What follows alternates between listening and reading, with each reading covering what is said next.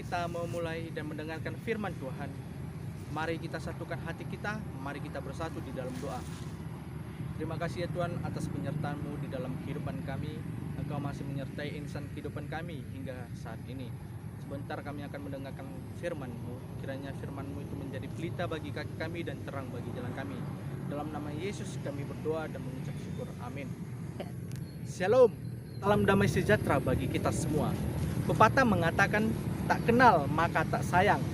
Supaya kita saling mengenal, perkenalkan, nama saya Adolf Konrad Sihotang. Saya mahasiswa Fakultas Teologi Universitas Kristen Setiawacana di Salatiga, Jawa Tengah. Saya berasal dari Medan, Sumatera Utara, kelahiran di Tanah Batak, Toba. Saya anak ketiga dari 4 orang bersaudara. Bapak saya adalah seorang pendeta di Sinode HKBP dan ibu saya adalah seorang pengajar pegawai negeri sipil di SMP Negeri 23 Medan. Puji Tuhan, orang tua saya dalam keadaan sukacita dan sehat dalam penyertaan kasih Tuhan Yesus Kristus. Izinkan saya menyampaikan firman Tuhan untuk kita semua.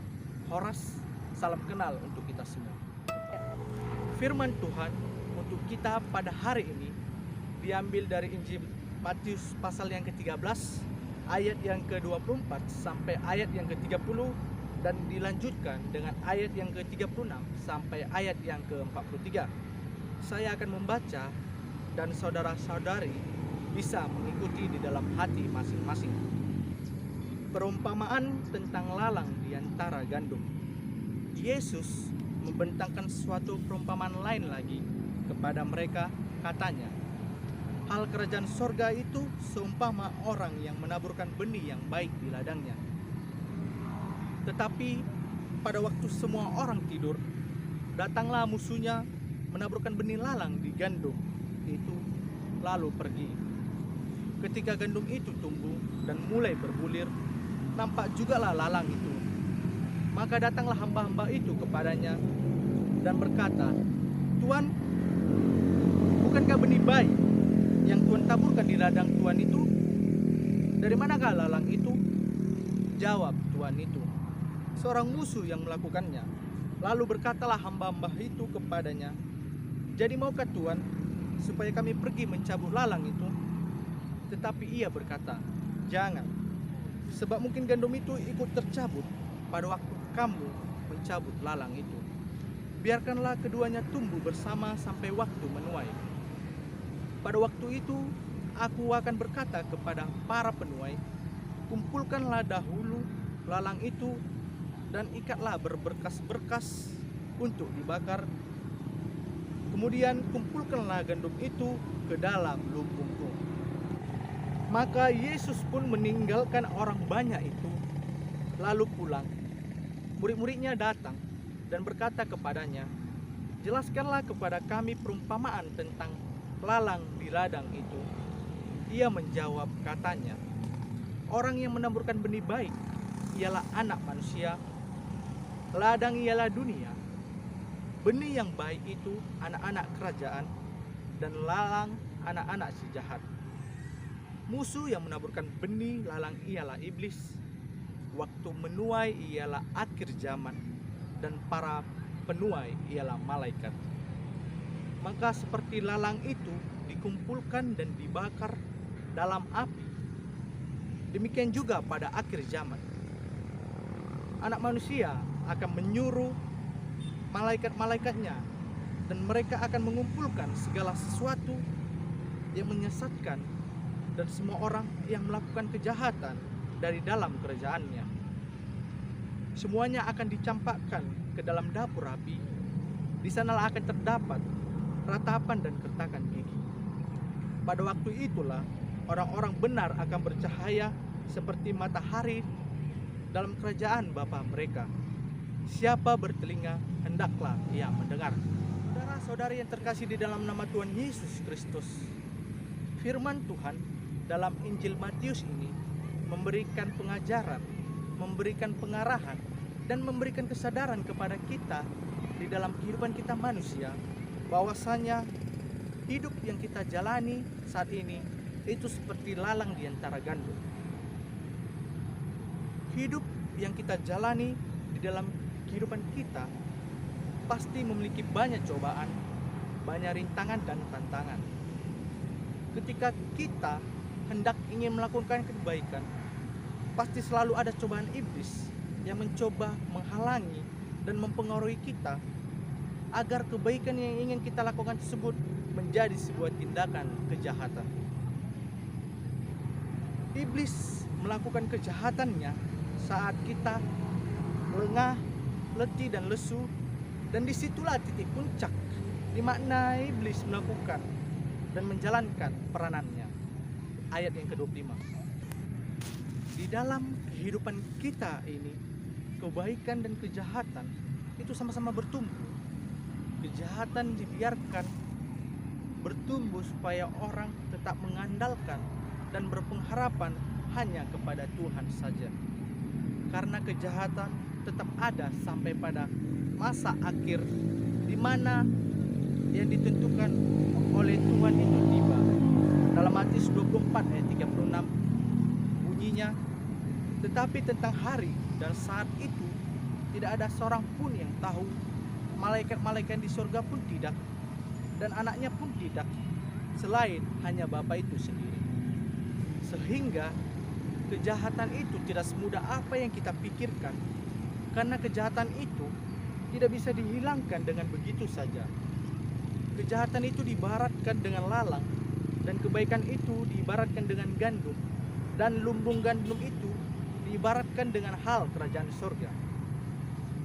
Dalam ayat 28 dan ayat yang ke-29, ketika hamba-hamba ingin mencabut lalang itu, lalu Tuhan mengatakan bahwasannya gandum itu juga akan ikut tercabut, sehingga biarkanlah gandum itu tumbuh bersama dulu, dan pada saat waktu menuai, disitulah lalang itu dikumpulkan, diikatkan, lalu dibakar, dan kemudian gandum itu dikumpulkan di dalam lumpur. Ayat yang ke-30. Kejahatan akan kalah dengan kebaikan ketika kita bisa melawan dan kita tidak mudah terpengaruh oleh goda-godaan hasrat duniawi. Saudara-saudari yang terkasih, setelah kita melihat, setelah kita mendengar sebuah perumpamaan dalam Injil Matius tersebut, sebaiknya dan seharusnya kita harus menyadari dan memaknai akan kehidupan kita yang sementara di dunia ini, bahwasanya kebaikan dan kejahatan akan tetap ada tumbuh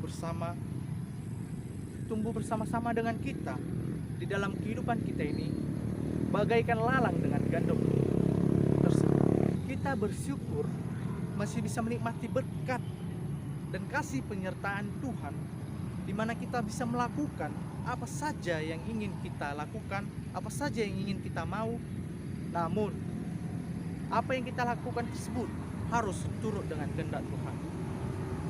Kita juga harus menghargai pengorbanan Tuhan Yesus Kristus yang begitu besar di dalam kehidupan kita manusia, di mana Tuhan Yesus Kristus mau merelakan dirinya disalibkan di kayu salib hanya untuk menebus dosa dan kesalahan kita manusia. Yohanes 3 ayat 16. Sehingga sudah saatnya kita melakukan perbuatan yang baik, saling mengasihi, saling menghargai sesama manusia, dan saling menghargai akan perbedaan yang ada di kehidupan kita manusia ini. Saudara-saudari yang terkasih di dalam nama Tuhan Yesus Kristus, tema kita dalam renungan firman Tuhan pada hari ini, di mana hidup sebagai anak-anak Tuhan. Hidup sebagai anak-anak Tuhan berarti kita harus hidup dengan jalan dan kebenaran Tuhan. Kita telah diberikan kebebasan, kita telah diberikan kehendak bebas atau free will. Namun bagaimana kita memaknai, bagaimana kita melakukan, dan bagaimana kita menjalankan kebebasan tersebut, yaitu harus turut dengan kehendak Tuhan. Kita tahu ketika Adam dan Hawa jatuh ke dalam dosa, itu karena mereka menyalahgunakan kebebasan yang diberikan Tuhan. Tuhan memberikan semua buah yang ada di tanaman Eden tersebut, namun karena keinginan Hawa dan keingintahuan Hawa akan buah yang dilarang Tuhan, sehingga Hawa tidak mengindahkan apa yang diperintahkan Tuhan, karena dia mengikuti apa yang dikatakan iblis melalui si ular itu. Demikianlah kehidupan kita saat ini, saudara-saudari, di mana saat ini kita sedang mengalami musibah pandemi COVID-19, di mana kita harus sadar sebenarnya apa makna dari musibah pandemi COVID-19. Jika kita masih mempersalahkan dan mempertanyakan di mana Tuhan saat ini, berarti kita sebagai orang Kristen masih belum mengimani dan masih belum percaya kepada kuasa Kristus. Tuhan tidak mengiyakan dan Tuhan tidak memberikan pandemi ini kepada kita. Namun bisa saja pandemi COVID-19 ini itu sebagai peringatan, sebagai cobaan agar kita selalu ingat kepada Tuhan.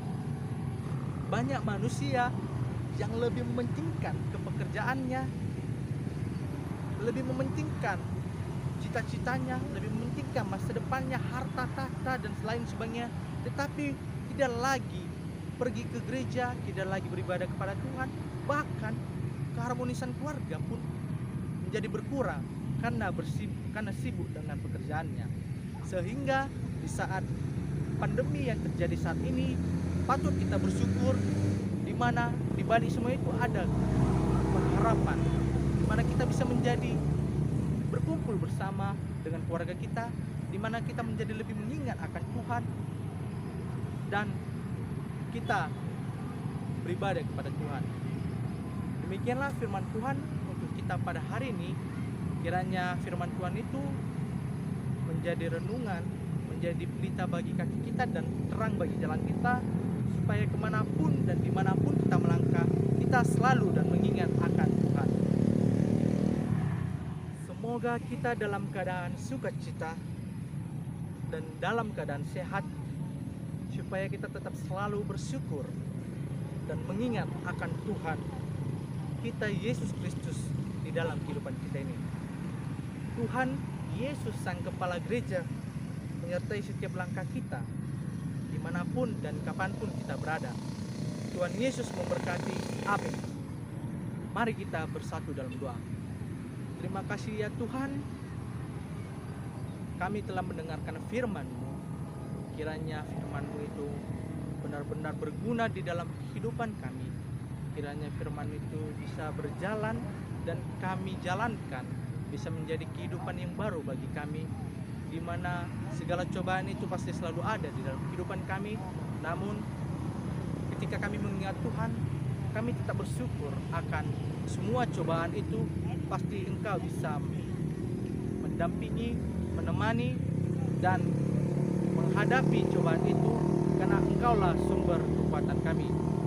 Itulah doa kami ya Tuhan, sempurnakanlah doa anak-Mu ini melalui anak-Mu Tuhan Yesus Kristus. Kami berdoa dan mengucap syukur. Amin.